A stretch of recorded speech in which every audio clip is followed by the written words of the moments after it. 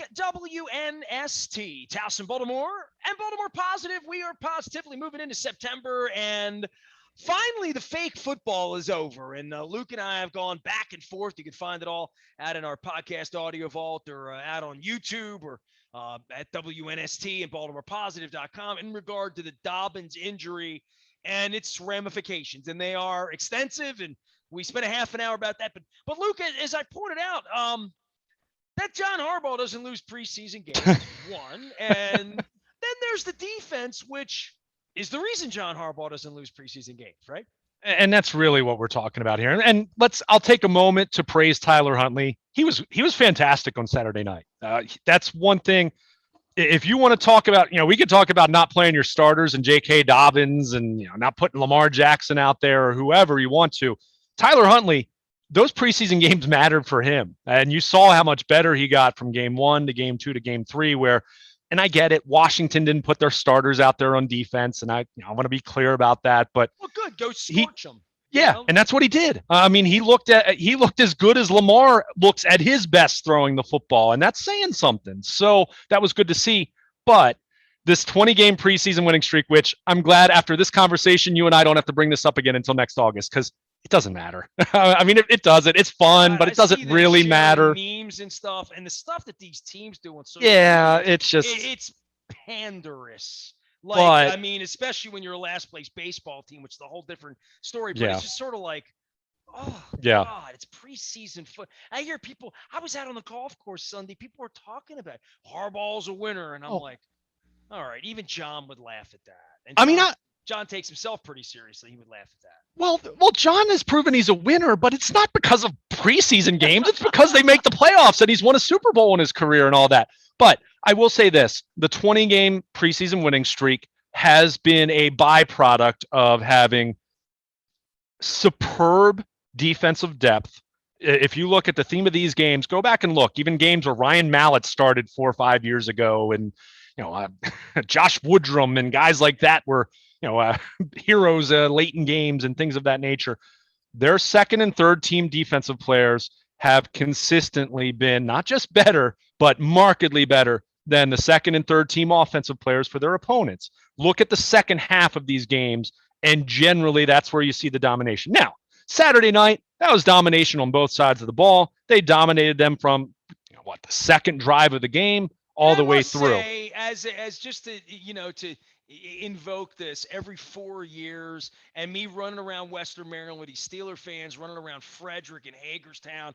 Dude, everywhere I went in Southern Maryland had a hail sign, even over on the Eastern Shore, Cambridge and whatnot. I saw some of that over there. So I'm not subjected to that because I don't run around much. I don't go to Caps games. I'm not at, maybe I'll be at the Eagles concert on Wednesday night seeing it a little bit. But the people wearing burgundy and gold, they've gone into witness protection, if you haven't noticed, in the last couple of years. And I would say this. I was in a Frederick bar watching it. Still really gets me pissed off a little bit. When I see it out there and I see their little uniforms and I see the colors and I saw the stadium and I see the empty seats. And I even got into a little bit of a conversation with someone over the weekend, you can imagine, about that waiting list they had with the Redskins back in the day. And how, because somebody said to me, what, because they don't know. What's the deal with the, why do you take the Ravens, Redskins? Why can't we all just get along? And I'm like, try to never have a team here, And by the way, to plug Luke, Maryland, which I did in the last segment in Westernport, we took a road out through a town called Crescent Town, and there's a wonderful creamery there called Livy's Creamery, top 10 in the state, milkshakes. It's right up there with your Hershey's milkshake thing up there, Luke, at the Dead Company concert. So we came back through Hancock, Maryland. Now, I've been to Hancock, Maryland before, and I didn't realize it's only a mile that separates Yinzenat, north of the border where you call home in Pennsylvania, and then there's West Virginia on the south side of it, right? So there's 1 mile there, and in that 1 mile, there is a place called Buddy Lou's Antiques. And I went into Buddy Lou's, and Buddy Lou's got beer, delicious food, all this stuff, and I wasn't hungry because we had already had said dairy product. We had the Dumb Blonde, which was this butterscotch blondie and this caramel sauce with the wet nut. I mean, I couldn't eat. But I went into the basement, and it was like a light to me, okay? I don't know why I went to this area, but there it was. John Stedman's book on the 1958 Colts, including the front page where he tells his wife Mary Lee how much he loved her. This is 1959. I looked at the copyright. It was $10. I should have bought the book. But I saw it, and this anger, I thought it was like a message from Stedman talking to me, and so that was literally the day that I saw the game. Was Friday. We're coming through. So the Redskin Baltimore thing, we don't get much of that. But to look up and see Baltimore 37, Washington 3 when I got home on Friday night, like third quarter, I thought about the Nationals winning the World Series and got a little salty. You know what I mean? Like I whatever it takes to get me a little angry with them, I try to do, even though they're down and I don't want to kick them too much. But dude, they're the Washington football team. I don't beating them at jacks. I'd be hopscotch. I'd be okay with. I just want to point that out that hasn't left me. I got pissed at the Colts last week. There was like something with the mascot in their place in the horseshoe rubbed me wrong for a minute. So it is that season, where you get football feelings again, and nothing brings that out like kicking the Redskins' ass on a Friday night. Yeah, no question about it. And really, I mean, there's absolutely some of that. Although it's not, I mean, for a preseason, it's not nearly as much as for a regular season game, which to your point is once every 4 years. But I think you just go back to the defensive dominance on Saturday night, that you had a team that played really, I mean, fantastic football in the second half of the Carolina game. Again, backups. I'm talking about backups here. Everyone knows that. Marcus Peters played one series. The veteran defensive line played one series. I mean, that's we understand that, but backups matter, and we've seen that. We see backups playing in December, backups playing in January many years, because we just know that the game is a game of injuries and attrition. So, but after Carolina forcing 5 3-and-outs in the second half down in Charlotte the previous week, they gave up 3 points.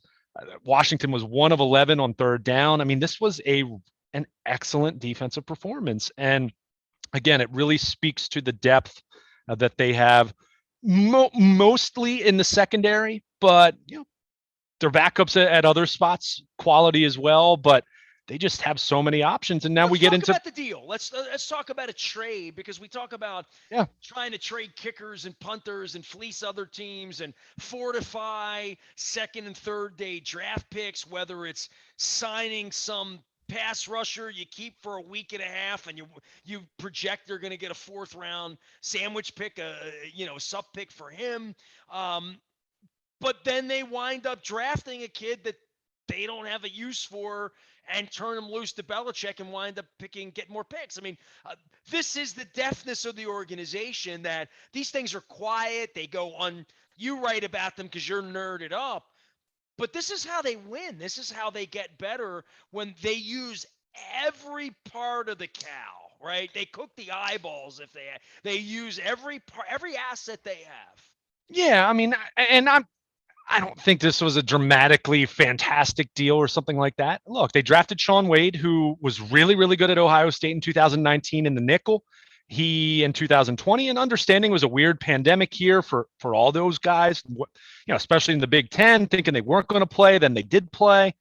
He struggled, and he played outside corner, and he struggled. And he went from being a potential 1st or 2nd round pick to falling to the 5th round. Now he comes in. We have talked a lot about how much talent they have in their secondary, and that holds true. But I'll also say this, Nestor, if they really liked what they saw from Shaun Wade, he'd still be a Baltimore Raven. They would have made it work.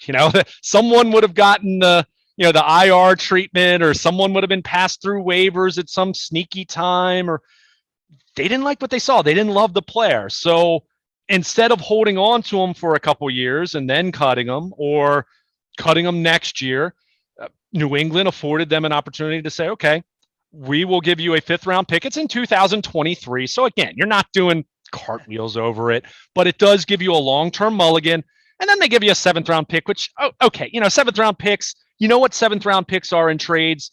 It's the courtesy pick you're thrown for that team to bypass the I'm waiver order. I guessing mean, Bill that's Belichick will not be making the draft picks right. in 23, right? Like Well, that's part, but Eric DeCosta will. sure, but I mean, it really came down to it. Gave you a chance for a mulligan. You didn't get fantastic value. I mean, fifth round picks more often than not.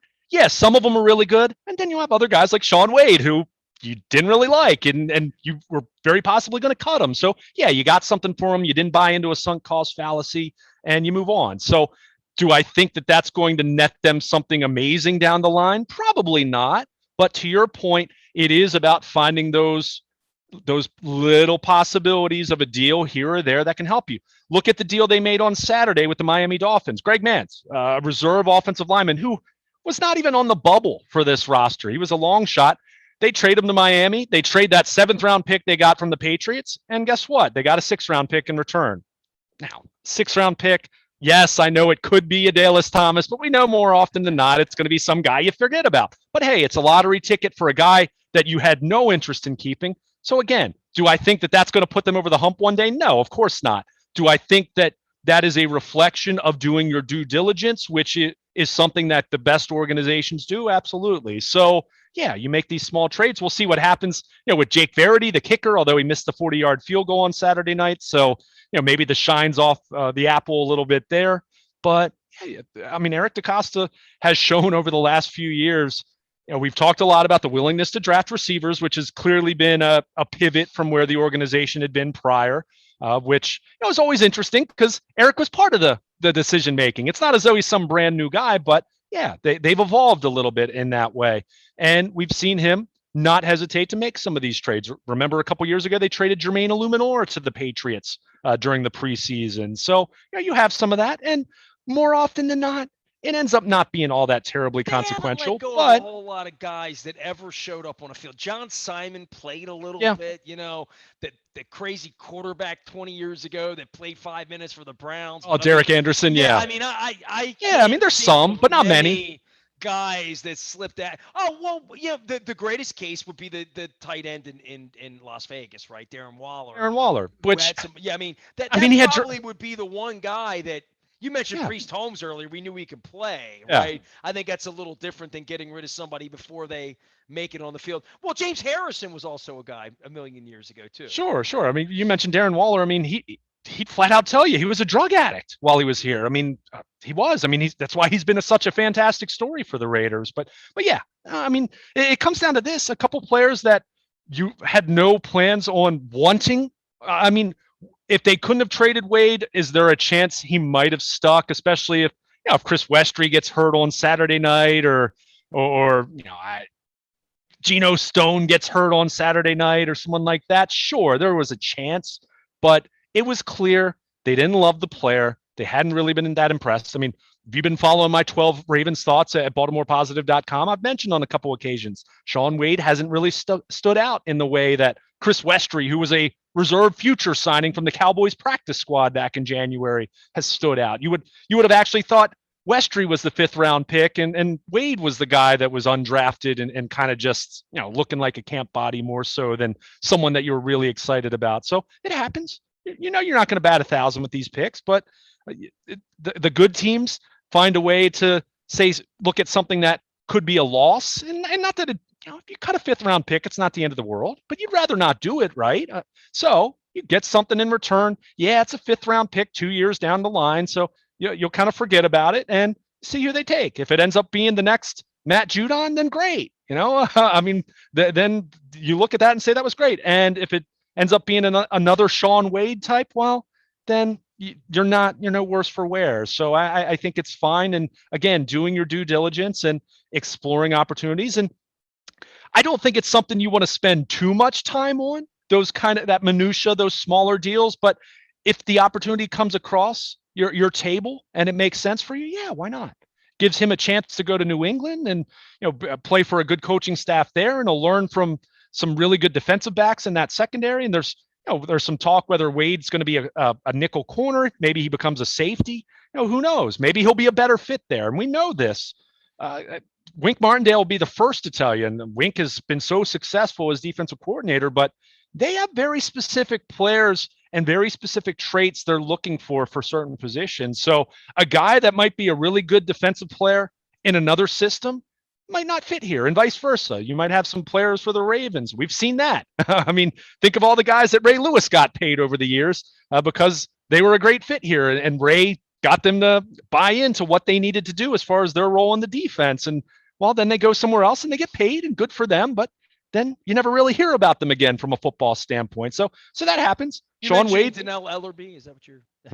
or Ed Hartwell, or any number of guys. But in the case of Shaun Wade, it didn't look like it was going to work out. And who knows if he becomes a Pro Bowl defensive back for the Patriots? Then yeah, we'll say the Ravens whiffed on that one. But I'm guessing it'll work out fine for both teams in the sense that Wade will be a depth guy for the Patriots, and we'll see how he develops over the next couple of years. Maybe he becomes an okay player. And in the case of the Ravens, a 5th-round pick that clearly they weren't excited about after the spring and the summer. They get that mulligan 2 years from now. And hey, you get that, that 7th-round pick, you throw it in there, I mean, whatever. But hey, they even flipped that and upgraded it to a 6th-round pick with an offensive lineman they were going to cut in a few days. So good for them. Luke Jones joining us here. He'll have all sorts of picks to click as we get ready to go to Las Vegas next week. Luke, just break down for me, because I think we're all unfamiliar with this 2-week period and not playing this crazy 4th game nobody played anyway, which may be a great reason to not have that happening this Thursday night to waste our time or our money. Some thoughts about these 2 weeks. This is an important couple of weeks for the Ravens. I specifically for the Ravens in having not gotten a full complement of players out on the field to feel their way through injuries, continuity, wide receivers, all of that. No question about it. And, as much as we've kind of focused on the defense in our conversation now, I think it's going to be wildly important for the offense. Get these wide receivers back on the field, get them reps with Lamar Jackson, get everyone healthy. Let's remember that as well. I mean, these guys have been at it since late July. So, you definitely have some tired legs, and definitely observed that last week, with the heat in Owings Mills last week. I mean, I've been doing this for a minute now. It was the last week or two brutal in terms of the heat and the humidity. And anyone who's been in Baltimore over the last couple of weeks knows that. Was at the golf but these guys, Wednesday or Thursday or Friday. Yeah, right. Too, right. But these guys, it was a grind for them last week. So I think now you don't have to get ready for, as you mentioned, you don't have that 4th fake football game. You do your roster cuts Tuesday, 4 p.m.'s the deadline, and you'll have your initial 53-man roster set. And then guess what? It'll change, because I'm guessing they're going to put a couple guys on short-term IR. Rashad Bateman kind of being at the top of the list of what I suspect. Because keep in mind, they've kept the same rule from last year. The IR, you can come back after 3 weeks, after 3 games. So that kind of puts him in that timeline of being back at the end of September, early October. We'll see what happens with Nick Boyle, as we know has not practiced to this point, being on the PUP list. I'm guessing he's not going to miss the first 6 weeks, but do you activate him and put him on short-term IR with the thought that he's back by week 4? I don't know. I'm just speculating at this point. We'll have these answers, and good reason to be on the WNST Baltimore Positive Text Service, sponsored by Coons Baltimore Ford, as we'll get the notable cuts out to you. We won't talk about the back end of the roster guys that you haven't heard of, but certainly the notable names we'll send out to you, as we did with the Shaun Wade trade, for example. And certainly the unfortunate J.K. Dobbins injury news. But all those decisions, they'll set their roster. They'll wait. They'll put any short-term injured reserve guys on that they know they can bring back then after 3 weeks. And you'll see what else is out there. I think not that their running game is going to change dramatically with the Dobbins injury, but it's going to change some. And, Greg Roman's going to look at what he has now. Eric DaCosta is going to look and see what running backs are out there. I think pass protection is something to mention in terms of some consideration there. If there's a wide receiver, or if there's a running back out there with some receiver skills out of the backfield, knowing that Dobbins had kind of been identified as being that guy to do that for them this year in a higher capacity. So, there's certainly a veteran that could be out there that's brought in. So you got to figure that out. But really, for me, it's this offensive line gelling and this group of wide receivers getting back on the field and just starting to stack some reps, stack some days. We've talked so much. We talked about this passing games from the moment Buffalo ended their postseason last January, and it's really been in a holding pattern. And I say that with no disrespect to James Prochet or Mark Andrews, who's looked like Mark Andrews, or Josh Oliver, who I think is going to be the number 3 tight end. We've seen him do some decent things in the preseason, but you need to get Marquise Brown out there. You need to get Sammy Watkins back out there. You hope to get Rashad Bateman back out there before too long. That hopefully he's in the mix by the middle of the season. So it's getting to be that time to go. And as you mentioned, you do have that extra week. So, you've got a little bit of extra time here to take advantage of, and you don't have to worry about the nuisance of the 4th preseason game, but they've got a lot of work to do. And on the defensive side of the ball, it's more so a matter of sorting out who exactly you're going to keep, who exactly you're going to try to get back. If there's a couple of those veterans that, they do those crafty release and re-sign like they did with Justin Forsett a few years back. I'm guessing we're going to see a couple of those, whether it's an Anthony Levine, someone of that, Justin Ellis, maybe vested veterans. To you, we just don't want to be on the hook for the salary cap. Right? Well, or it's even a case of you need anyone that you put on injured reserve that you want to bring back, they have to be on the initial 53-man roster. So if Bateman they want to put on IR, you don't want to put him on IR before the 53 is set, because then he's lost for the year. So you got to carry him initially. So that's where you say to Anthony Levine, for example, hey, co-cap, you're our guy. You're still our guy. We'll bring you back.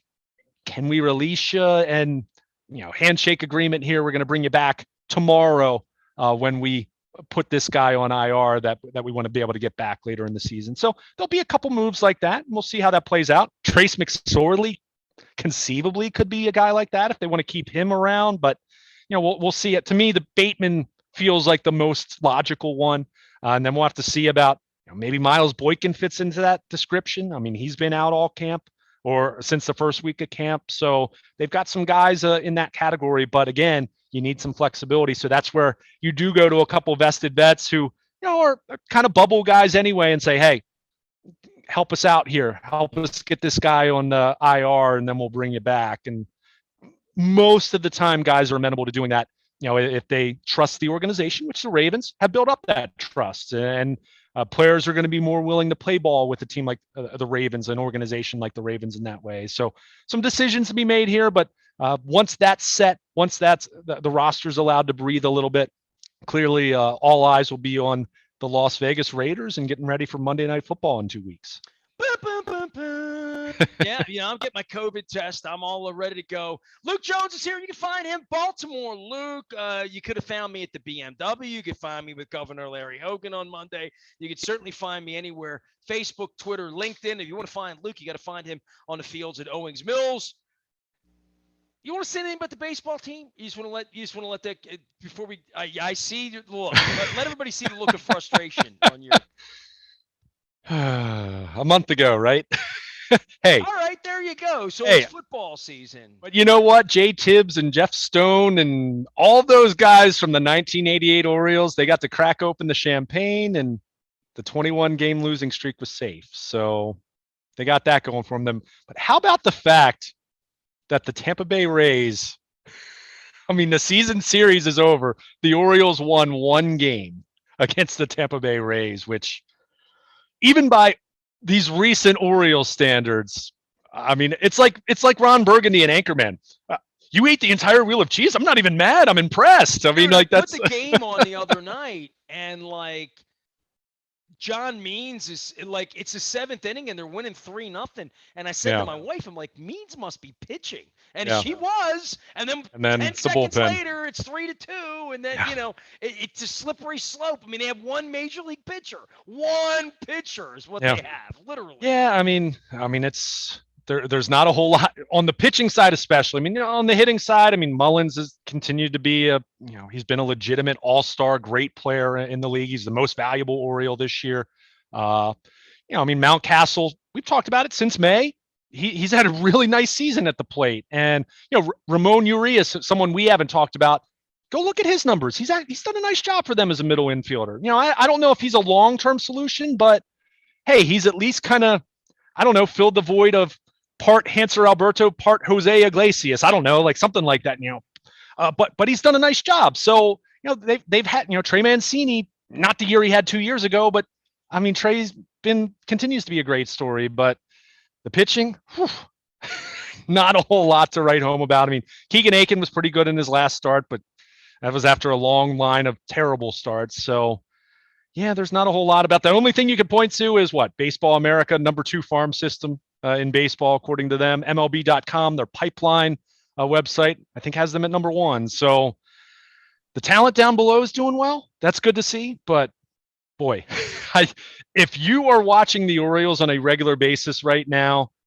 one, I guess I commend you, I guess, if your loyalty's that high, but I would also say, what are you doing with your life in some ways? Because it is just painful to watch. It really is. But you hope, these are the moments, when they finally snap the losing streak late last week, you look at that and say, okay, these are the moments you try to remember when hopefully 2, 3, 4 years from now, they're at this time of year, they're in contention. And, in the same way you think back to the Robert Andino Red Sox thing in 2011, how that kind of sparked the Orioles, with the Showalter Duquette era. But it is a chore to watch on many of those nights. Let's just put it that way. Yeah, I was out in Frederick by the way, Frederick's a great town. Like we really had a good time in Frederick. I didn't realize how nice Frederick was. We had a great meal. I'll always remember it was where J.K. Dobbins ripped his knee up. And if the Ravens don't win the Super Bowl, I'll blame that. But I would just, these towns lose in baseball. We were in Hagerstown the other night, which is far bigger than I realized as a town, right? I just, when I think of Frederick, I think of Hagerstown, I think of Salisbury, I think of reasons I went there and never been to Cambridge or Easton. Probably because they had a baseball team with the Suns and the Keys and the Shorebirds. So just even Bluefield when I crossed the West Virginia border because Dan Rodricks made me, although I told him we weren't catching any West Virginia fish, only Maryland fish. So, by the way, did you know there was a Luke, Maryland, or did you find out when I told you? That was news to me. There are 50 residents in Luke, Maryland. I looked it up, but there were probably. Are they all named Luke? Force was with them. I probably on the Maryland side, but I just thought it was a message when I pulled into town, and then the next day, Roger's like, "Yeah, I want you to meet me in Westernport." I'm like, "That's right next to Luke. I was there yesterday." By the way, Luke, how about this? You ready for this? We're driving down the road. South toward the Savage River, okay? Here, you know what I'm going to do? I'm going to go. I'm going to Google Map this again so everybody can see if they're actually out watching on our YouTube channel. And so I'm driving down this road here, the road right by Luke. All right. So this is literally Route 36, my favorite number, by the way, and the number I wore in the Berkshire Little League. And we went through a couple of these towns here. This town here, Lonaconing. Are you familiar with Lonaconing, Maryland? I can't say that I am. All right, well, you are a baseball historian. I know you've watched the Ken Burns series many, many times. So we're driving through Lonaconing on a sunny day, and I'm trying to get internet. You can't get internet anywhere. It's Maryland. The internet sucks. I'll be talking to the governor about that. So I'm driving through Lonaconing, and my wife says, there's a lefty something. She didn't know what it was. She's like, some baseball thing. And I looked up. I'm like, what are you talking about? And I see Lefty's Corner Bar. And I said, turn around. I want to turn around. And as we drove through this little town, dude, there is this beautiful, beautiful park right here. I think you can see this. The Lefty Grove Memorial Park, okay? Yeah. So this is a real thing. And I took a picture here on my Facebook. This is Lefty Grove's hometown. Very cool. Lonaconing. I knew he was a Maryland native. I couldn't remember the name of the town. So here I am driving for the first time in my life down Route 36, just west of just below Frostburg, west of Cumberland. And I go down and baseball follows me, Luke. It never leaves me, man. So whether it's Luke, Maryland, or Luke Appling, or Lefty Grove, or Lonaconing, or anything, or little baseball parks that I pass on the way. Baseball, man. It's always baseball. It's Maryland. Absolutely. Very cool, though. Lefty Grove. Legend. I didn't know I was going to pass the Lefty Grove Park, but when I did, I'm like, Stop, pull over. It was like a scene out of Smokey and the Bandit. My wife's spinning the car around. We're going back, taking selfies at Lefty Grove Park. So just one more thing to see when you're on your way out to Western Maryland, learn how to fly fish. And by the way, fly fishing was fun. More fun than like golf or some of the Yeah. other things I could pick up later in life. I haven't fished a whole lot in my life, but I have a couple friends who are very passionate about it, and they I love didn't it. catch They love it. anything and I had a good time. It was more Yeah, fun than going to an Oriole game when it's 98 degrees. I promise you that. By the way, that's I did fair. love that everybody celebrated winning on Wednesday night. They beat Otani, and it was almost like that Red Sox night where you sort of Yeah. suck and you're not any good, but you just want to have fun because you don't want to bang pots and pans just because you didn't get a chance, right? Well, I mean, and you think back to, now, certainly there weren't 45,000 people there, like 50,000 at Memorial Stadium, but you think about fantastic fan night in '88. They were 1-23, and I mean, feels like I was an there. eternity ago. I was But there. the announcement of the new ballpark, and at a time where the Orioles were you know as lousy as they are right now, and maybe there's no big announcement coming per se, but yeah, you want to. As I joked with a friend that I was texting with during Wednesday night's game when they beat Otani, and I mean, it was such a weird reverse lock situation in that way. You almost kind of felt it. I mean, they had to win one again eventually, right? And I just said, you know what? Win this game and then just lose in boring fashion the rest of the way. Don't have another 14 or 18 game winning streak. Just fade out. Fade to black for the 2021 season. Luke, I wasn't even going to mention baseball, but I'm glad I did because I got to tell you about Lonaconing, Yeah, Maryland, and very Lefty cool. Grove Memorial Park, and how it made me feel to drive through Frederick and see the ballpark there. And know what, I took my dad there for games. My dad and I went to a Frederick Keys game when I first started driving in the late '80s. They had the team, Peter Kirk, all that when I worked at the paper. So I mean, I took my dad to Fred. I saw a ball game there with him. My dad saw games in Hagerstown too. He talked about it a lot. So just seeing those cities and I asked some folks in Cumberland what's going on. They're like, we're losing population. And then I went to Frostburg and I'm like, you ever have any friends go to Frostburg? I feel like I had maybe a couple classmates in high school who went there. Dude, it's Off on the top top of of my a head, hill. It yeah. is way the hell up. One thing about Mhm. Frostburg, $1.25 margarita. I had a There you go. $1.25 margarita. You can't beat it. Luke, rest up. We got football. We got Vegas. We got cuts. We got things happening. Luke Jones can be found. Luke at WNST.net. Baltimore Luke anywhere. That's Twitter, Facebook. You can hook it up at Baltimore Positive. And always Mike Kemosabe and our WNST man on the scene, as brought to you by those, speaking of Western Maryland, Western fries from Royal Farms. Chicken Palooza is over. That doesn't mean you shouldn't stop and get the chicken because it's still delicious. I did it myself the other day out in Frederick. I'm Nestor. We are WNST, AM 1570. Football, baseball, politics, music, fun, Merriweather, Alanis Morissette, Las Vegas, and crab cakes. We never stop talking Baltimore positive.